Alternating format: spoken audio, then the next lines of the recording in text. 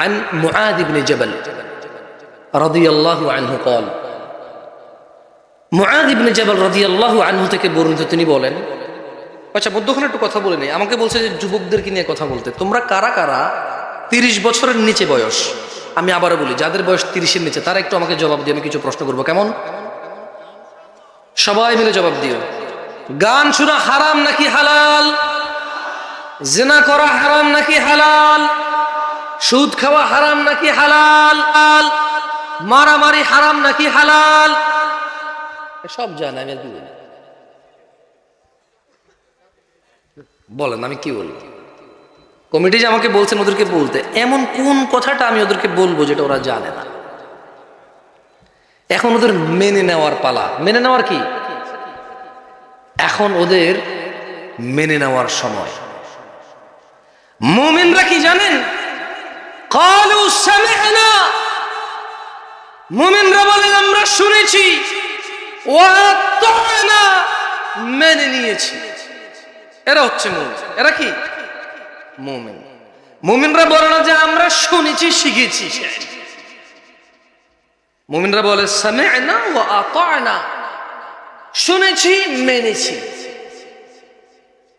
এ হচ্ছে মুমিনরা। যাই হোক, عن معاذ بن جبل رضي الله عنه قال قال رسول الله صلى الله عليه وسلم, মুআয ইবনে জাবাল রাদিয়াল্লাহু আনহু থেকে বর্ণিত তিনি বলেন, আল্লাহর নবী সাল্লাল্লাহু আলাইহি সাল্লামকে আল্লাহর নবী সাল্লাল্লাহু আলাইহি সাল্লাম বলেছেন, আলা উখবিরুকা বিরাসিল আমরি কুল্লি, আমি কি সমস্ত কাজের মূল স্তম্ভ তোমাদের জানিয়ে দেব?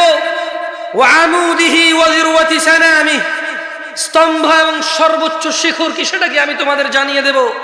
কুলতু বালা ইয়া রাসূলুল্লাহ সাল্লাল্লাহু আলাইহি ওয়াসাল্লাম, মুআয ইবনে জাবাল রাদিয়াল্লাহু আনহু বলল, হ্যাঁ আল্লাহর রাসূল, আপনি আমাকে জানিয়ে দিন সমস্ত কাজের মূল স্তম্ভ শিখর কি?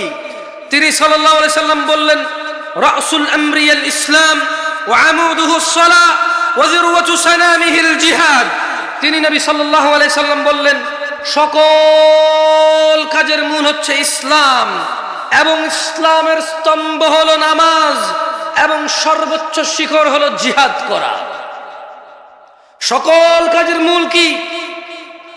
সকল কাজের মূল কি? আর ইসলামের স্তম্ভ কি? ইসলামের স্তম্ভ কি?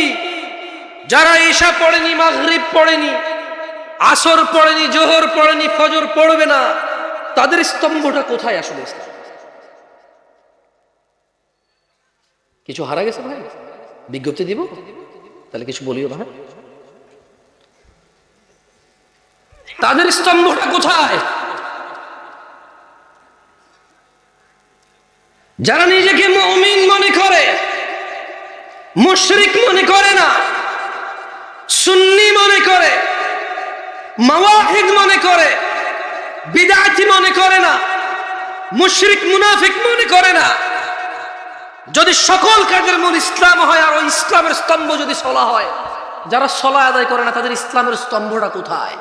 সে তো মুসলমান, সে তো মুসলমান, তার খুঁটি কোথায়? খুঁটি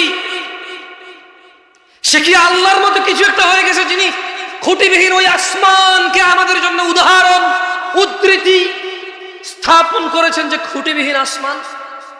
ও কি এরকম কেউ হয়ে গেছে যে খুঁটিবিহীন স্তম্ভবিহীন কিছু একটা রেখেছে? আল্লাহর মতো হয়ে গেল নাকি ক্ষমতার দিক থেকে? যে কোন বলবে হয়ে যাও, বলবে হয়ে গেল, বলবে মুসলমান, মুসলমান হয়ে গেল, আর কিচ্ছু করা লাগবে না।